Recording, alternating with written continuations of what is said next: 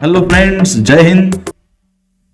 पिछली बार हमने देखा था डायरेक्ट इनडायरेक्ट एक सेंटेंस, जिसमें हमने एक एसर्टिव सेंटेंस को कैसे इनडायरेक्ट स्पीच में चेंज करना वो देखा था। So this time we have one more sentence, और इस बार है एक्टिव पैसिव का सेंटेंस।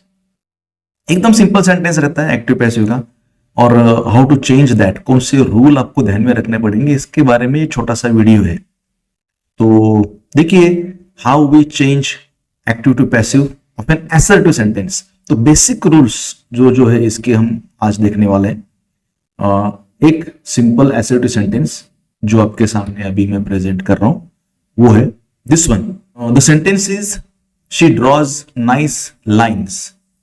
तो अभी अगर आपको इसका वॉइस चेंज करना है तो कुछ बेसिक प्रिपरेशन आपको करने पड़ेंगे। Okay, you need to understand this sentence well. जब भी कुछ ग्रामर में करना है तो कोई भी सेंटेंस सॉल्व करने से पहले जो सेंटेंस आपको दिया गया ना, उसको एक बार अच्छे से देख लेना। अभी इस सेंटेंस में क्या क्या है, सबसे पहले है इस सेंटेंस में एक सब्जेक्ट है, शी इज द सब्जेक्ट जो दिया गया है। कि हम थोड़ा पेन का कलर चेंज करते हैं ताकि हमको दिखे। तो शी इज द सब्जेक्ट। उसके बाद है वर्ब जो ड्रॉज है, सब्जेक्ट शी है तो हम लिखते हैं उसके नीचे S for subject. Draws is the verb. अब थोड़ा वर्ब को स्टडी करना पड़ेगा, because in active passive everything is based on verb. तो वर्ब की पूरी प्रिपरेशन हमको करनी पड़ेगी, समझना पड़ेगा। ये वर्ब है ड्रॉज, ऑफ कोर्स ये ट्रांजिटिव वर्ब रहेगा। और ट्रांजिटिव वर्ब क्या है अगर आपको मालूम है तो कमेंट में बता देना मुझे। ड्रॉज। अब हमको देखना है कि इसका टेंस कौन सा है। ओके, तो टेंस इसका है, इसको लगा है S. Okay, the suffix S is attached to it, और ये सब्जेक्ट थर्ड पर्सन सिंगुलर होने की वजह से एस लगा है, ये आपको मालूम होगा। तो ड्रॉज वर्ब को एस लगा है बेसिक फॉर्म को, तो ये है सिंपल प्रेजेंट टेंस में। ओके, सिंपल प्रेजेंट टेंस ये उसका टेंस है। और उसके बाद ये वर्ब है। उसके बाद एक्टिव पैसिव में एक और इंपॉर्टेंट पॉइंट रहता है, दैट इज ऑब्जेक्ट। तो ऑब्जेक्ट ढूंढना कैसे? ऑब्जेक्ट ढूंढने के लिए सिंपल तरीका है, जो भी वर्ब है you have to ask the question with what to the main verb. Okay, जो भी वर्ब है उसको व्हाट से क्वेश्चन पूछो, ऑब्जेक्ट आपके सामने हाथ जोड़ के खड़ा हो जाएगा। Okay, she draws what nice lines. Nice lines is the object. याद रखना, यहां पर ऑब्जेक्ट हमको सिर्फ लाइन्स नहीं लेना है। ओके, लाइन्स के पूरे परिवार को लेना है। मतलब लाइन्स ये मेन ऑब्जेक्ट है विच इज अ नाउन, लेकिन लाइन्स के साथ नाइस भी आया हुआ है। Okay, so it is an inseparable part of object. तो आपको ऑब्जेक्ट नाइस लाइन्स ऐसे लेना पड़ेगा। एंड डोंट फॉरगेट, इसके साथ अगर मान के चलो कोई और एडवर्ब आता है या इसके साथ कोई आर्टिकल आता है, तो everything that comes with the object, main object is a part of object. Okay, तो तीन चीजें आ गई, और एक्टिव पैसिव में तीन चीजों की ही हमको जरूरत होती है। She draws nice lines, she subject, draws verb, and nice lines is the object. जब हम इसका पैसिव करते हैं तो सबसे पहले हमको देखना पड़ेगा सेंटेंस में ऑब्जेक्ट क्या है। And when we change the sentence from active to passive, object becomes subject. बहुत बार बच्चे बताते हैं कि सब्जेक्ट से जो शुरू होता है वो एक्टिव वॉइस, और ऑब्जेक्ट से जो शुरू होता है वो passive voice. But always remember, कोई भी सेंटेंस की शुरुआत ऑब्जेक्ट से नहीं होती है। ओके, तो ये जो नाइस लाइन्स है ये यहां पे आता है।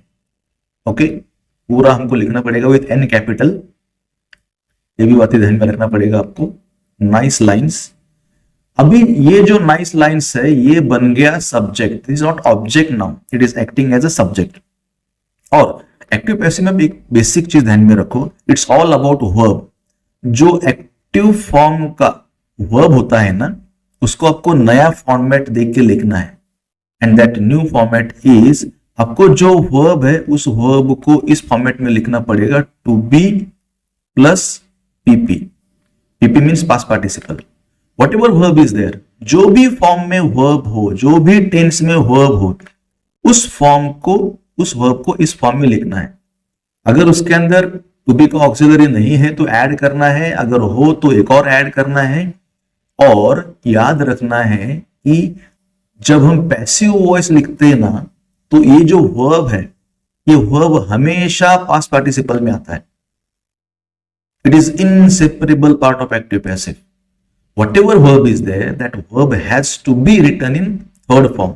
इसके लिए एक्टिव पैसिव आप तभी कर सकते हैं जब आपको वर्ब के 3 फॉर्म्स आते होंगे, इसलिए वर्ब के 3 फॉर्म्स प्रिपेयर करना बहुत ज्यादा जरूरी है। ठीक है, तो अभी जो भी वर्ब है ड्रॉज, आपको इस फॉर्मेट में लिखना है। ओके, तो मैं थोड़ा आपको समझने के लिए पहले ड्रॉज का थर्ड फॉर्म लिखता हूं। ड्रॉज का थर्ड फॉर्म है, ड्रॉ के 3 फॉर्म्स आपको मालूम होगा, ड्रॉ, ड्रू एंड ड्रॉन। तो यहां पे मैं लिखता हूं थर्ड फॉर्म ड्रॉन। ओके, तो ये V3 या पास्ट पार्टिसिपल हमको यहां पे लिखना है। अब मेन जो पार्ट हमको लिखना है वो है ऑक्सिलरी ऑफ टू बी, जो लिखते समय बहुत ध्यान रखना पड़ेगा। और जब भी हम ऑक्सिलरी ऑफ टू बी लिखते हैं ना, तो आप याद रखो, you have to follow TS method. Okay, अभी TS मेथड क्या है, देखो, whatever auxiliary you use, कोई भी ऑक्सिलरी यूज करो, टू डू का यूज करो, टू हैव का यूज करो, टू बी का यूज करो, ये मेथड फॉलो करना। मतलब बिफोर सेलेक्टिंग द ऑक्सिलरी, सबसे पहले देखो टी स्टैंड्स फॉर टेंस।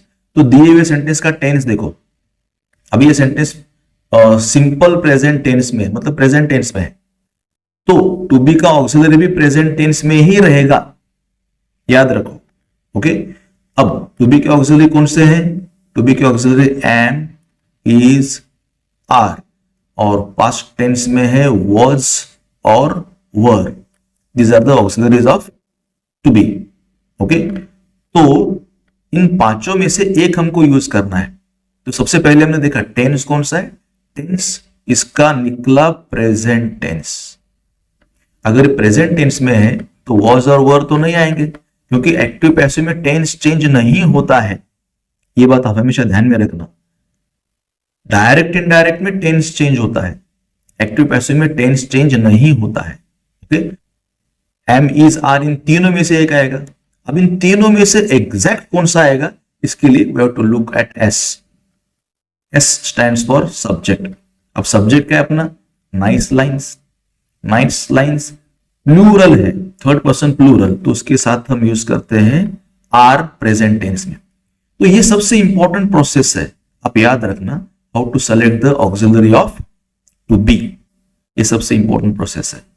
तो टू बी का ऑक्सिलरी सेलेक्ट किया, नाइस लाइन्स आर ड्रॉन, और उसके बाद आपको यूज करना है प्रीपोजिशन बाय, क्योंकि एजेंट लिखना पड़ेगा हमको। अभी ये जो शी सब्जेक्ट है, इधर जाके ऑब्जेक्ट बनेगा, मतलब शी का ऑब्जेक्टिव फॉर्म हमको लिखना पड़ेगा her. Nice lines are drawn by her, ये होगा इस सिंपल एसर्टिव सेंटेंस का पैसिव वॉइस।